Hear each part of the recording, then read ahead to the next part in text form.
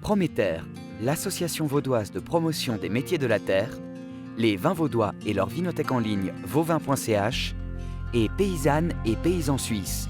Pour vous, la marque commune à toute l'agriculture helvétique. Présente Agriculture durable.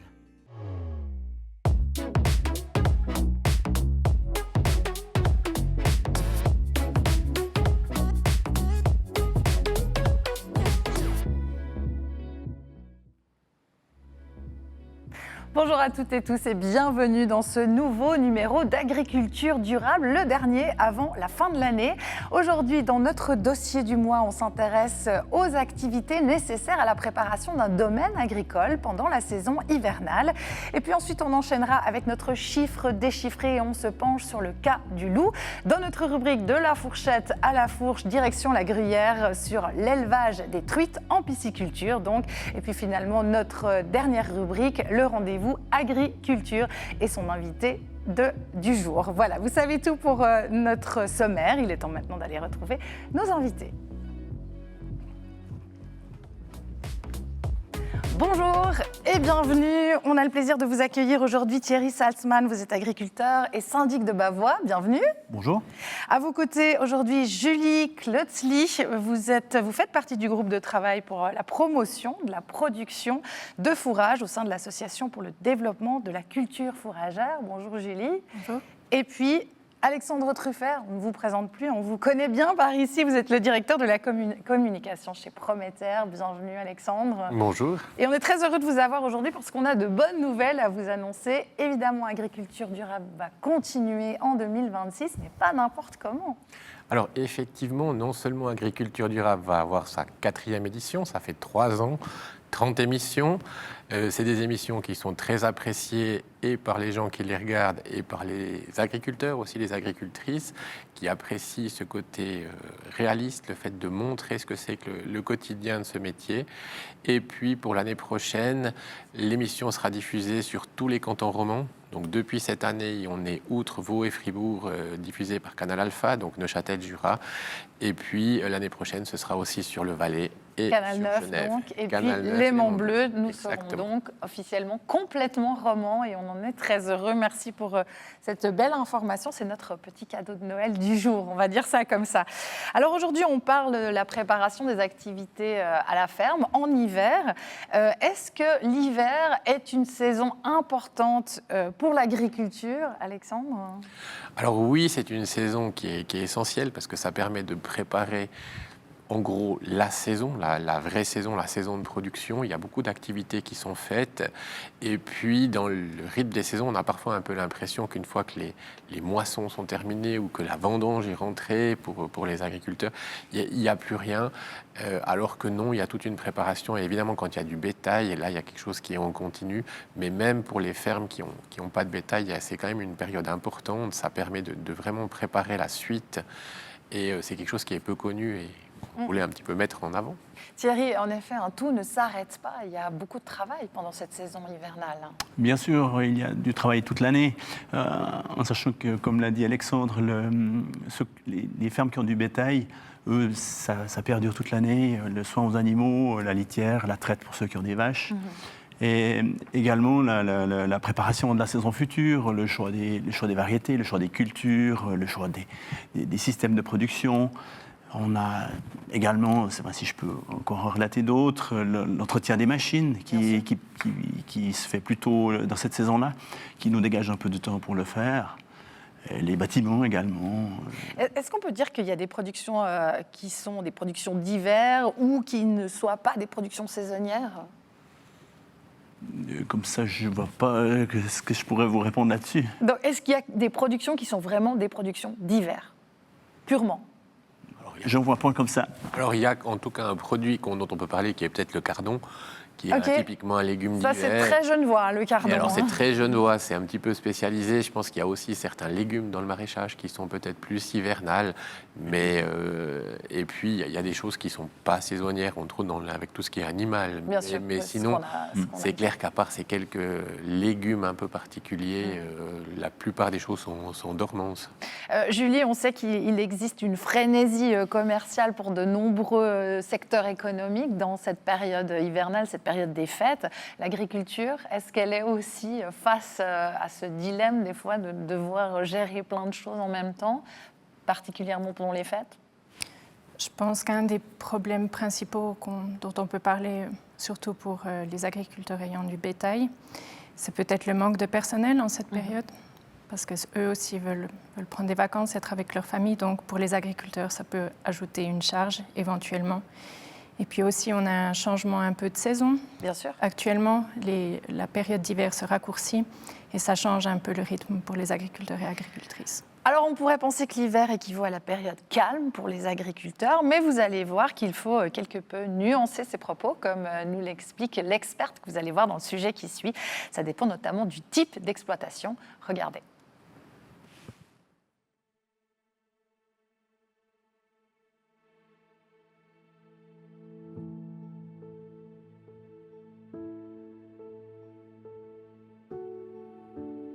L'hiver, sur une exploitation agricole, c'est un petit peu de débrayage, mais il faut nuancer un tout petit peu. Pour les agriculteurs qui ont des animaux, il y a un gros travail quand même pour soigner les animaux à l'intérieur, donc il n'y a plus de pâture, donc tout le monde est dans un bâtiment. Donc il y a le travail d'affouragement, de faire des différentes rations, et puis le travail de nettoyage des écuries pour que les animaux restent au propre et en bonne santé. Après, il y a les agriculteurs qui n'ont pas de bétail, où là, c'est un plus grand débrayage, je dirais, parce que là, les grandes cultures, c'est un peu en stand-by, c'est l'hivernage des grandes cultures, donc ils ont un petit peu plus de temps pour soit avoir une activité annexe, ou bien partir en vacances, faire du ski. Donc il y a cette petite nuance à faire quand même entre ces deux types d'exploitation. L'hiver, c'est l'occasion pour les agriculteurs d'entretenir les machines, les installations et les bâtiments, parce qu'il y a quelque chose qui a été mis un petit peu en pause pendant l'été, parce qu'il y avait d'autres travaux à faire. Donc pendant l'hiver, c'est révision, lavage et entretien des installations et des bâtiments des exploitations. En fonction de leurs affinités, les agriculteurs choisissent aussi d'aller au bois ou de faire prof de ski, ou de faire de l'enseignement ou encore des travaux de déneigement. Durant l'hiver, c'est l'occasion de passer du temps un peu au bureau. Il y a la compta, le bouclement comptable à faire, il y a les inventaires à effectuer sur les exploitations. Mais il y a aussi toute la préparation de la saison suivante de manière administrative, c'est-à-dire le bilan de fumure, la rotation des cultures. C'est aussi l'occasion de retourner un petit peu sur les bancs d'école, de faire un peu de formation continue, parce qu'on finit jamais d'apprendre et il y a toujours plein de nouveautés. Et c'est l'hiver qu'on a un petit peu de temps pour faire ces choses-là.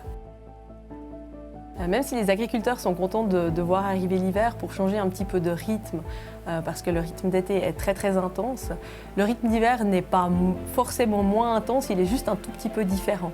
Et malgré tout, chacun est content de retrouver le printemps, parce que c'est aussi une nouvelle saison, une nouvelle année, et c'est un peu un renouveau.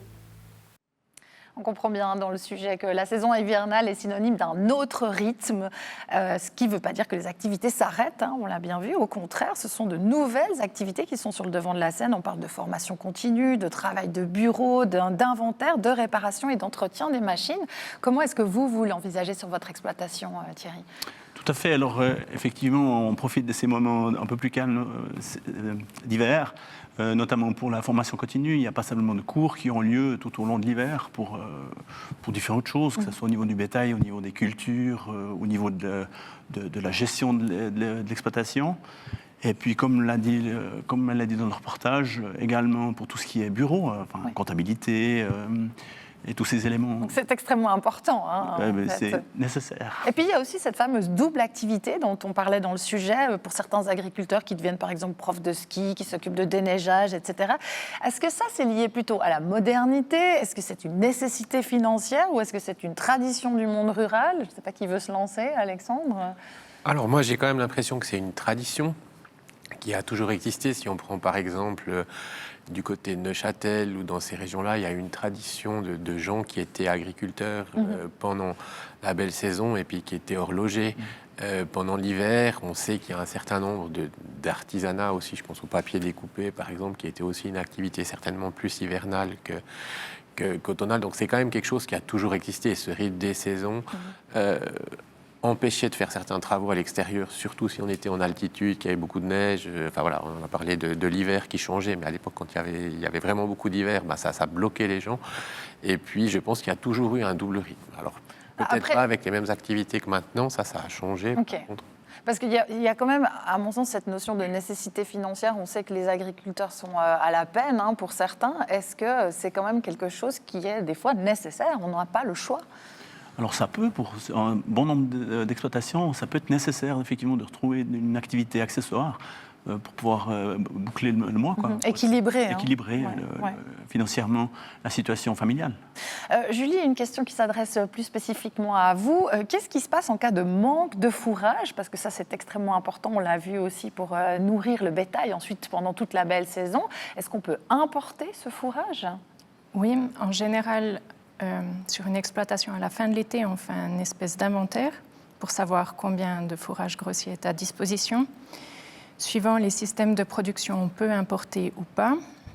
Dans le cas de la législation pour BioSuisse, par exemple, ça doit être 100% suisse, indigène. Par rapport à certains cahiers des charges, on peut, des différents fromages comme le gruyère AOP ou la tête de moine AOP, on doit au moins produire 70% de son fourrage grossier sur l'exploitation. Le reste peut être importé, mais ce n'est pas la solution qui est privilégiée. Oui, il y a des normes très strictes. Exactement. Et aussi, on a eu pour 2024 et 2025 une bonne production fourragère, des bons rendements. Et cette année aussi, on peut dire qu'on a une très bonne qualité aussi au niveau du fourrage. Alors, si on veut importer et qu'on peut le faire en fonction de la production, on importe de où? Un des produits les plus importés, c'est la luzerne déshydratée.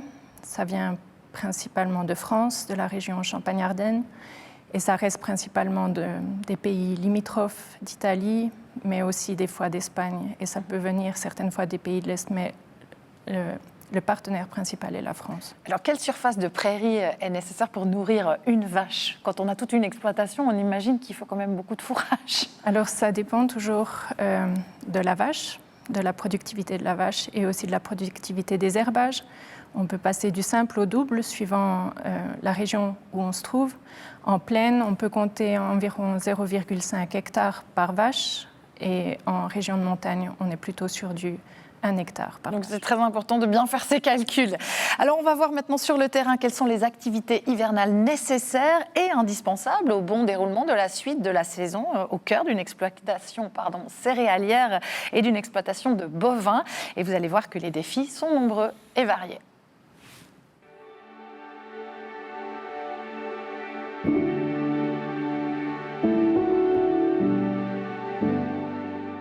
Bienvenue au Moulin du Chêne sur la commune de Port-Vallée. Nous sommes exploitants agricoles de grande culture et d'élevage et nous avons diversifié le domaine sur un centre collecteur.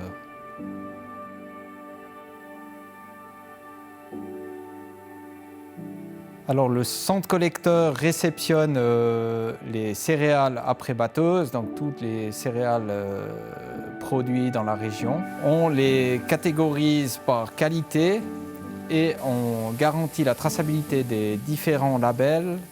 Ensuite, on les nettoie, on les sèche pour ce qui est nécessaire et on les stocke dans nos cellules à céréales. Alors les céréales stockées sont destinées à la vente pour une partie, tout ce qui est alimentation humaine, puis le surplus de céréales fourragées part sur les marchés en Suisse. Et une partie de ces céréales fourragées sont transformées pour l'alimentation animale sur notre site.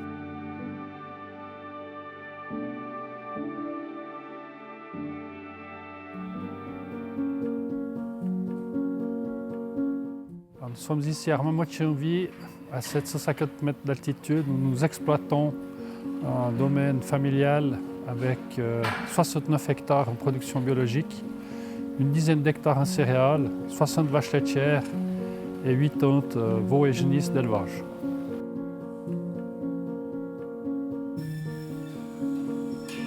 Une vache elle consomme 20 kg de matière sèche par jour. Dans notre cas de figure, nous sommes en production laitière pour le vacherin Mondor AOP qui exige du non-ensilage, à savoir une récolte de fourrage sec pour l'affouragement d'hiver. Bien sûr que l'été, elle consomme la pâture tant qu'il y en a. Pour une bonne alimentation de la vache, on récolte bien sûr les fourrages l'été en plusieurs étapes, si tout va bien 5 fois, sous forme de foin, ensuite de regain. Et puis on peut complémenter en fonction aussi de ce qu'on a sur le domaine avec des bouchons d'herbe et des bouchons de maïs, fourrages qui sont récoltés sur l'exploitation. Pour la ration hivernale, tous les matins en général, on prépare l'alimentation, donc on utilise une mélangeuse pour ce faire, dans laquelle on introduit 1 tiers de foin, 2 tiers de regain, 3 kg de bouchons de maïs par vache, là en l'occurrence 150 kg, des minéraux pour bien équilibrer la ration, et puis ça fait le repas pour la journée.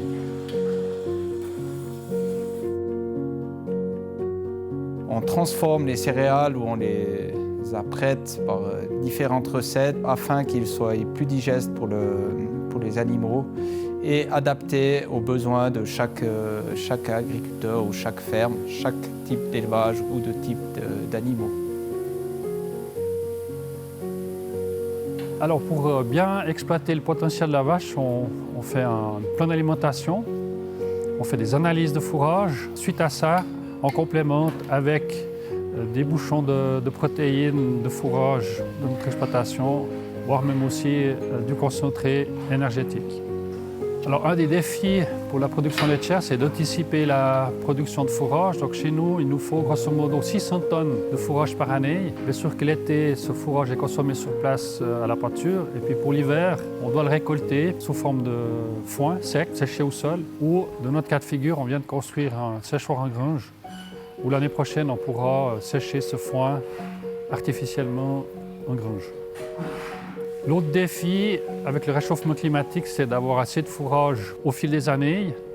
Nous sommes en production bio, donc le cahier des charges est assez restrictif là-dessus. Et on anticipe chaque année avec un besoin de 20% supérieur, 20 à 30% supérieur. Et puis les années sèches, on a un peu de stock pour pallier au manque.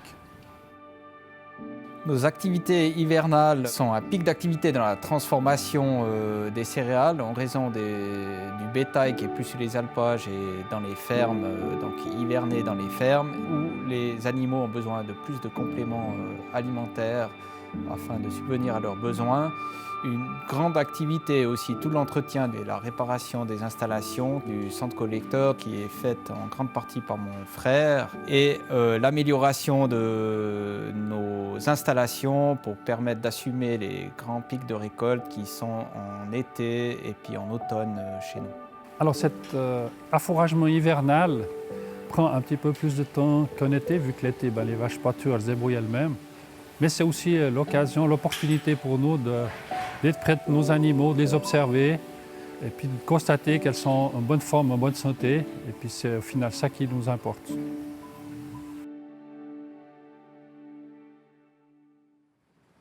Les défis, il y en a plusieurs. Anticiper la production de fourrage, on l'a dit tout à l'heure, lorsqu'on est à la tête d'une exploitation bovine. Mais il y a aussi les productions céréalières. Il faut pouvoir transformer les céréales tout en ayant des installations qui fonctionnent, on l'a dit aussi. Donc l'hiver n'est clairement pas de tout repos. Dans le sujet, on parlait de foin, puis de regain. C'est quoi la différence, Julie ? Le foin, c'est la première coupe des prairies. On parle, c'est plutôt vers au mois de mai. Et pour les foins écologiques, en général, c'est le 15 juin, c'est une date nationale en Suisse. Et après, pour les prochaines coupes, on parle des regains. Donc c'est ça la différence. Voilà. C'est juste une histoire de temps de coupe. Oui, ça va avoir une influence par rapport à la structure, à la qualité du fourrage. C'est deux types de fourrage qui ont des propriétés différentes. Le foin sera plus grossier, a une plus riche en structure. Et après, on a... Mais toujours pour les bovins. Pour les bovins, oui. D'accord, comme ça c'est clair.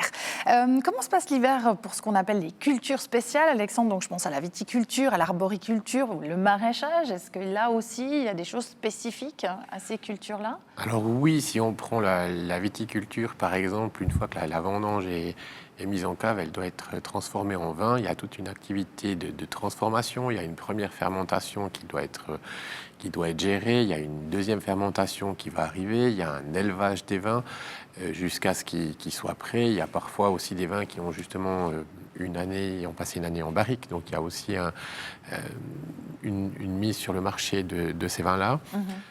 Si on prend sur le maraîchage, on a des légumes d'hiver qui arrivent. Et il y a, le fameux cardon. Voilà, donc le fameux cardon, mais il n'y a pas que celui-là. Il y a aussi toute une partie qui est faite sous serre, donc où on a moins cet aspect saisonnier que si c'est en pleine terre. Et puis alors sur l'arboriculture, là on est peut-être sur des productions qui sont aussi terminées, qui sont conservées au froid, mais qui sont, à moins qu'elles soient transformées, sont assez stables. En fait. Alors, un des aspects qui a été abordé aussi dans le reportage, c'est tout l'aspect technologique qui est très important et qui influe beaucoup sur la préparation de l'hiver, l'entretien des machines notamment. À quoi est-ce qu'il faut faire spécifiquement attention? C'est des histoires de budget aussi, ces entretiens de machines. C'est sûr que si on ne fait pas régulièrement nos entretiens, on a des problèmes mécaniques qui peuvent coûter très cher. Donc effectivement, c'est très important. Notamment les tracteurs, ils ont des périodicités d'entretien qu'il faut respecter. Il en va de notre porte-monnaie, quoi. C'est très important. Est-ce qu'on peut avoir une visibilité justement sur ces entretiens techniques, se dire attention, il va falloir contrôler à telle période pour prévenir plutôt que guérir, éviter la panne, si je puis dire? Alors, pour ce qui est des tracteurs, il y a un nombre d'heures. Après un nombre d'heures, on doit effectuer des vidanges, des services réguliers. Et puis pour les machines, souvent, on fait l'hivernage en fin d'automne avec un lavage approfondi, ce qui nous permet d'une part de déceler les problèmes qu'on ne voit pas forcément et d'y remédier, et de faire l'entretien régulier. Julie, à quel point elles sont importants ces entretiens techniques? Je pense qu'en général aussi au niveau de la sécurité, c'est important. Bien sûr. Et aussi pour la longévité des machines et des bâtiments, entre autres. D'autres points à rajouter sur ce point technique? Oui, je pense qu'il y a eu des grandes avancées ces dernières années au niveau de l'aide de la technologie aux agriculteurs. Par exemple, spécifiquement en hiver, pour l'aide aux travaux d'astreinte. Donc, on peut parler de là des mélangeuses qui vont faire une ration pour les bovins ou autres animaux. On a aussi des robots qui repoussent le fourrage dans les crèches et aussi qui aident à l'entretien des stabulations. Oui, aujourd'hui, ça serait donc difficile de faire sans la technique. Alors maintenant, on va passer à notre prochaine rubrique, celle du chiffre déchiffré. Et on se penche aujourd'hui sur un sujet qui fait couler beaucoup d'encre. Il s'agit du loup. Nous nous sommes intéressés à la part des animaux de rente dans l'alimentation des loups en Suisse. Et vous allez voir que la terminologie utilisée est loin d'être anodine. Une récente communication de l'Université de Lausanne sur LinkedIn affirme que les animaux de rente ne représentent qu'une part marginale de l'alimentation des loups en Suisse. En lisant la version originale de l'étude scientifique, publiée dans la revue Wildlife Biology, on découvre que les chercheurs parlent d'un rôle secondaire, avec une proportion de 11,7% du régime alimentaire des loups. Ce glissement sémantique de secondaire à marginal marque la différence entre l'information scientifique et la communication teintée d'idéologie. En effet, 11,7%, ce n'est pas marginal. À titre de comparaison, les protéines animales représentent environ 15% de l'apport énergétique total recommandé dans l'alimentation humaine. L'étude précise de plus que cette proportion augmente en été, lorsque les animaux de rente sont présents sur les alpages. La problématique du loup, qui pèse sur les éleveurs et sur l'agriculture romande, mérite une communication qui reflète fidèlement les données scientifiques et qui ne soit pas améliorée par des communicants, surtout lorsqu'elle émane d'institutions publiques telles que l'Université de Lausanne. Et ici, tout l'enjeu, c'est l'impact d'un mot qui peut avoir une résonance très importante. Pourquoi est-ce que c'est si sensible, et surtout sur un sujet tel que celui du loup, Alexandre? Alors, je crois que le loup est un sujet qui est extrêmement polémique. C'est un sujet qui est repris par la société et qui pose, il y a un vrai problème avec l'agriculture en Suisse, surtout dans la région du Jura, où il y a des conditions qui font que la cohabitation est extrêmement compliquée et on a un équilibre qui n'est pas posé et il y a des gens qui travaillent pour trouver cet équilibre. Et puis on a aussi, par contre, des positions qui sont plus politiques avec des gens qui vont considérer que, entre autres, le bien-être du loup doit être absolu. Et on voit qu'à partir du moment où on va faire des études qui, elles, ne sont pas remises en cause, elles doivent par contre être mises en perspective. Et puis là, on va simplement avoir une communication qui dit, finalement, il n'y a pas de problème parce que c'est marginal, alors que oui, il y a un problème, que le chiffre qui est donné est une moyenne et que cette moyenne ne représente pas une réalité parce qu'il y a des endroits et des moments où on est bien au-dessus de 10%, où c'est vraiment quelque chose qui devient une alimentation quasiment principale pour certaines meutes, alors que d'autres meutes ne posent absolument aucun problème aux aliments de rente. Et en fait, on a on a des études scientifiques qui sont intéressantes, puis ensuite il y a une interprétation qui est faite et qui pose problème lorsqu'elle essaye de balayer un petit peu le problème et de mettre sous le tapis, alors que c'est quelque chose qui est Si je vous entends important. bien, il faudrait pouvoir nuancer et faire du cas par cas. Est-ce que ça, c'est quelque chose qui est possible aujourd'hui, Julie, de prendre vraiment une histoire après une autre? Je pense que ce que vous avez dit, ce qui est très intéressant, c'est la mise en nuance dans la restitution des résultats scientifiques. Et je pense que dans ce cas-là, ça aurait valu la peine de le faire, de mettre en avant les différences au niveau des saisons, au niveau des régions, expliquer certains principes aussi du dynamisme entre espèces et puis aussi prendre en compte la sensibilité des éleveurs et des éleveuses par rapport à un terme. Donc finalement, là, c'est plus une problématique de communication. Je pense ça aurait peut-être été intéressant d'avoir un spécialiste qui voit ça, et je pense aussi provenant d'une institution comme l'Université de Lausanne, c'est bien pour montrer le point de vue scientifique, d'être vraiment attentif. Merci Julie. Alors qu'allez-vous cuisiner pour le réveillon de Noël? Grande question, peut-être retrouvera-t-on de la truite dans vos assiettes et encore mieux de la truite locale. Comment élève-t-on la truite dans nos régions? Reportage à la pisciculture de la Gruyère à Nérivu. On est dans une région très ancrée sur les labels régionaux. Et l'idée, c'était de faire labelliser notre truite Terroir Fribourg. On a aussi une labellisation source de vitamine D qui nous a été décernée par la Fondation suisse de nutrition et santé.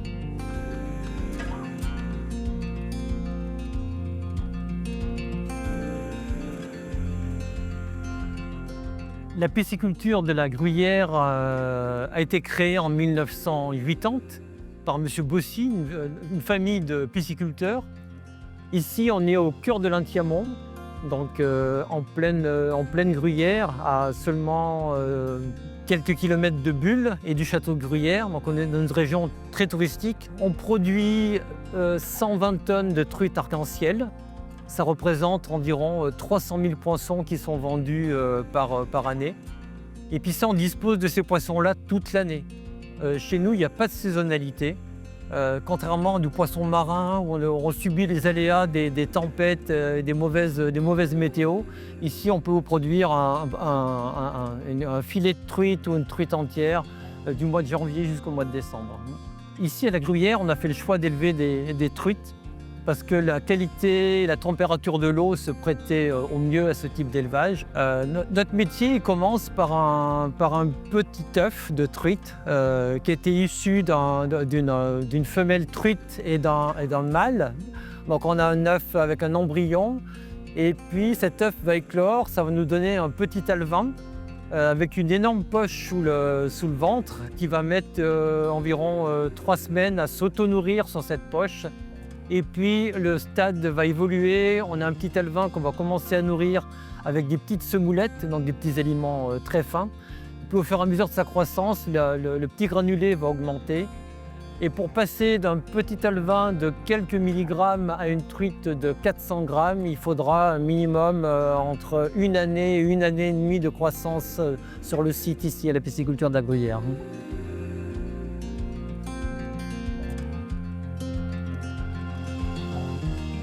Alors, comment se passe notre élevage?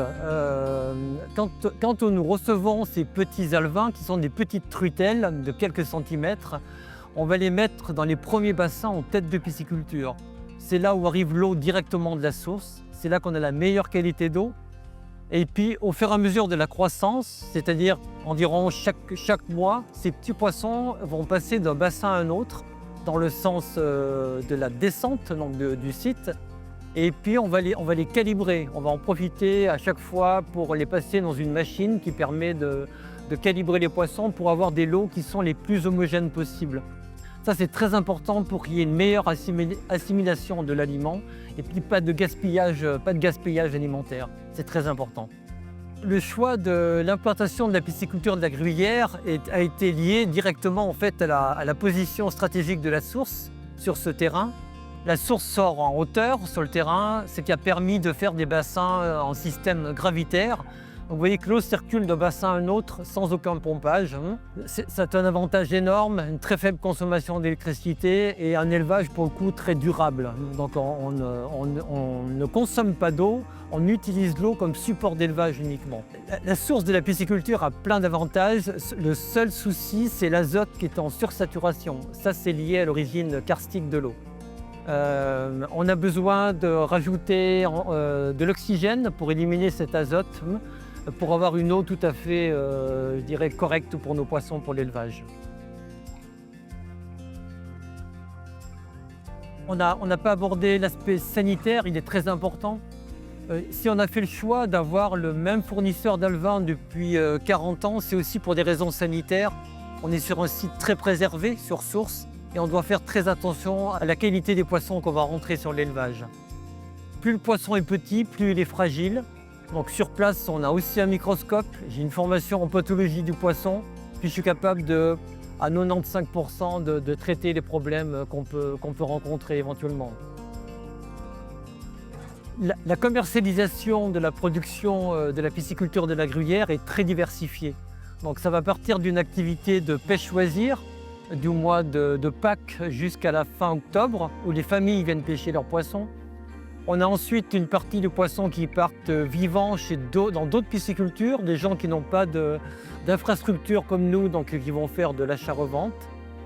Une partie qui sont destinées à du repeuplement et de la pêche dans d'autres lacs, notamment en Suisse centrale.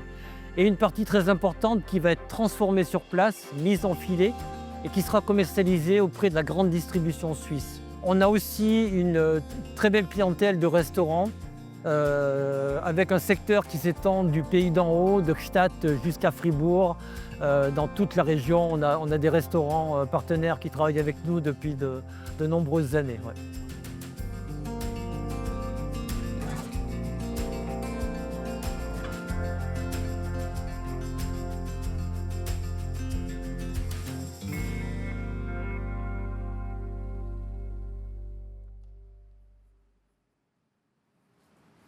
On a parlé de truite dans ce sujet, mais quel est votre poisson de lac préféré, Thierry?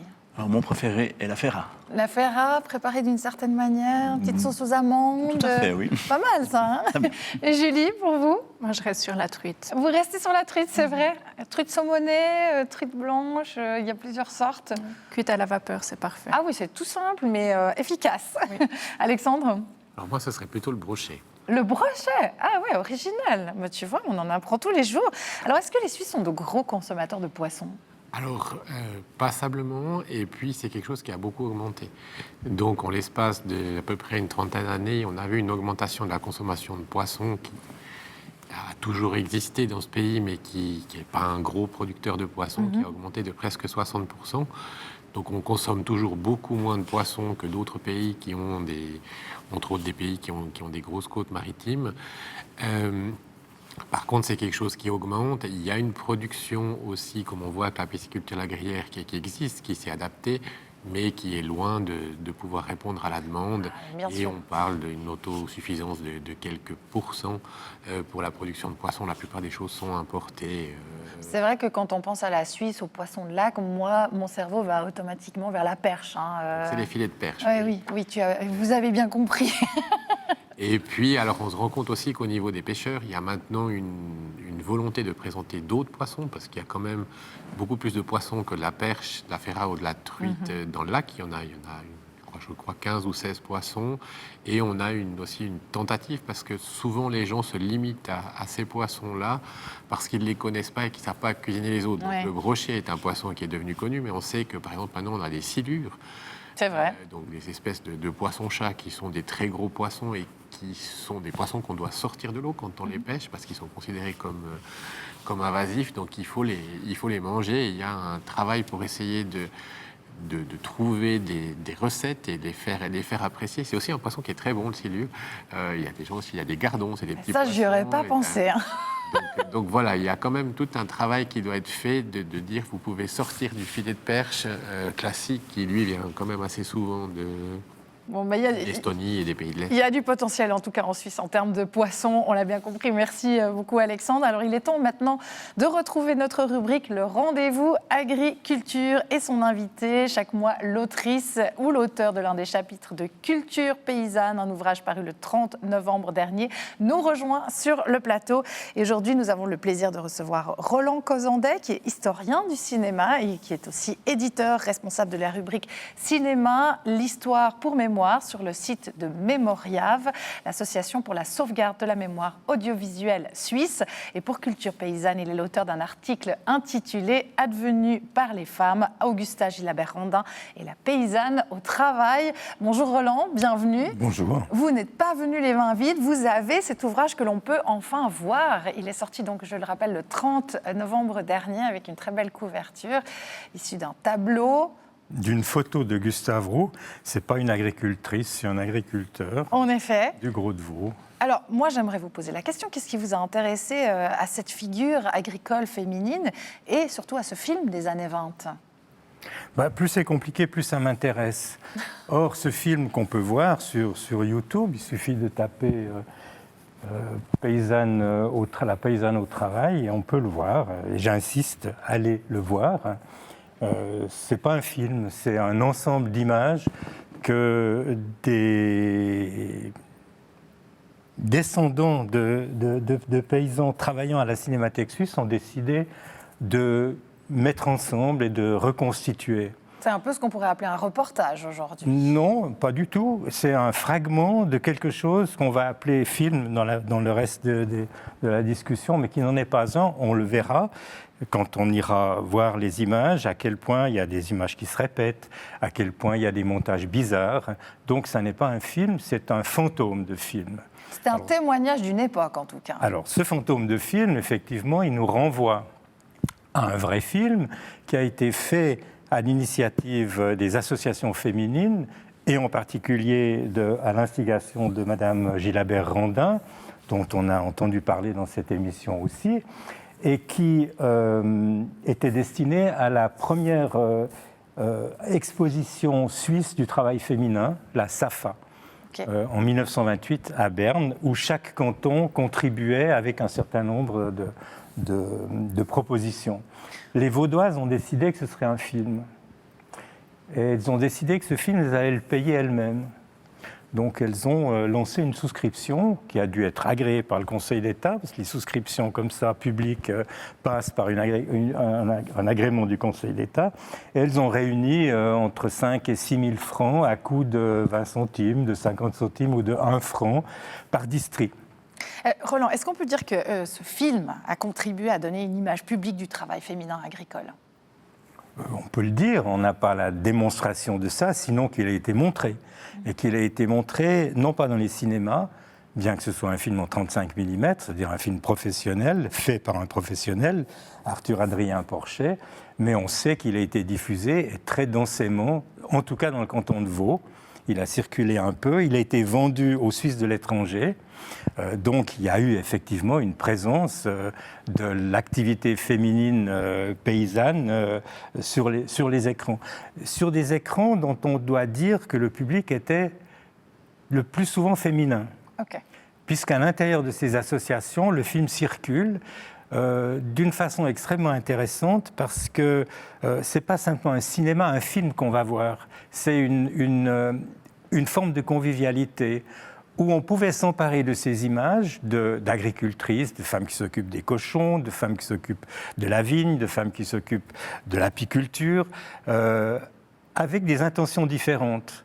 Des soirées anti-alcooliques, et on sait que les associations féminines étaient très souvent anti-alcooliques, peuvent montrer ce film. Des célébrations de la patrie vaudoise pouvaient aussi montrer ce film. Les suffragistes pouvaient aussi montrer ce film. Donc, ce n'est pas un film, c'est une espèce de fonction. Et dans cette fonction-là, évidemment, les femmes sont présentes. Merci beaucoup d'être venu nous trouver pour nous parler de ce film. Et moi, je vous encourage à aller voir ce film sur YouTube. Rappelez-nous le nom, Roland, pour le retrouver sur YouTube. La paysanne au travail. La paysanne au travail. Merci à vous d'être venus aujourd'hui sur ce plateau, d'avoir partagé vos points de vue, vos idées, vos visions. Et merci à vous de nous avoir suivis dans ce numéro d'Agriculture durable. On vous donne rendez-vous en février 2026. Par ailleurs, dès le mois de février, nous aurons chaque mois un invité qui nous présentera un label dans une nouvelle rubrique pour décortiquer ce qui se trouve dans votre assiette. Quant aux autres rubriques que vous connaissez, vous les retrouverez bien évidemment à partir, comme je vous le disais, de février 2026. D'ici là, toutes les équipes d'Agriculture durable et moi-même en profitons pour vous souhaiter de très belles fêtes de fin d'année que nous vous souhaitons douces et sereines. Prenez soin de vous et nous vous donnons rendez-vous l'année prochaine. À très bientôt. Au revoir.